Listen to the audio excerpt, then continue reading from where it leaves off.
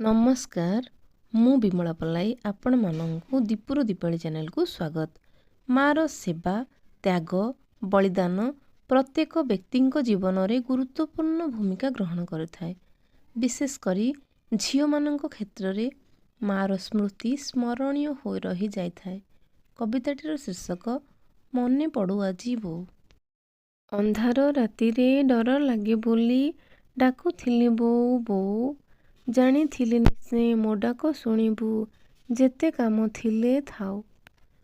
सबु दुख सही सुख तू देइछु, सबु मन मानी दुष्टामी सहिछु। बापांको क्रोध को सामना करी तू मो पाई अनेक कष्ट सही अछु। गलरे बसाई मुंड को आउसी सेने हरे कहू काहे हेउ बदमासी। निरीह मोह को आउसी आउसी बापांको गाली देऊ मने मने बसी। मो आखि लुहरे बदली तू जाऊ निमिषके भूली क्षमा करी देऊ। शैशव कैशोर यौवन आसिला प्रति मुहूर्तरे पाखे पाखे थाऊ। अबाटरे केबे चलिबा पूर्वरु तो संस्कार पछु टाणी धरी थाए। जीवाकू देइनु अंधारी रास्ता को तोर नीति शिक्षा मने पड़ी जाए। समयर इशारा रे बयस मो बढ़े, मो मुह को चाहिबो काहि लुह ढाळे। सरल मनटा मोर केते प्रश्न करे, भावे मो पाई सहे बो केते कष्ट काळे। पाहांता अंधारु आखि खोलिबा बेलकू मुंड पाखे बसिबो कहे आखि छळ छळे। उठी पड़ सुना मोर समय होइला, नित्यकर्म सारी कलेज जीवु केते बेले। जीवन रे बो केते बलिदान देऊ, बिना स्वार्थे संतान को सेवा देई थाऊ। संतान सुखरे सुखी दुखे दुखी रहू, तोपरी संसारे किए हेब बो आऊ।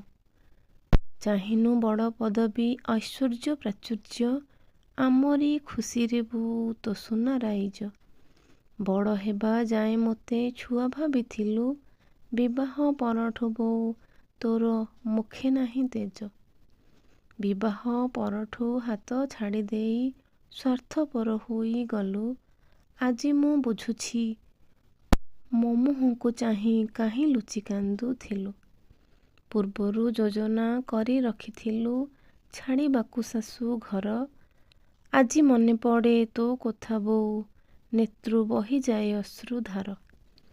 निशब्द राति रे तोर परिराणी गप, तोर गुगुबंची खेल, फेरंतानी आउ थरे तो स्नेहरे भिजा हजी जाइथिबा पिला बेल।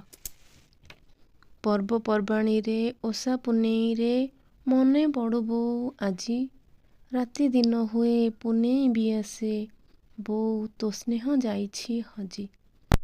बो बोली जेऊ दुईटी अक्षर अमृत ठारू मिठा, सकल तीर्थ तो चरण रे बद्रिका जीवा मो वृथा। बद्रिका जीवा मो वृथा।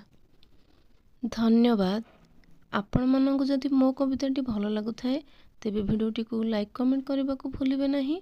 चैनल रे नुआ थिले सब्सक्राइब कर दियंतु।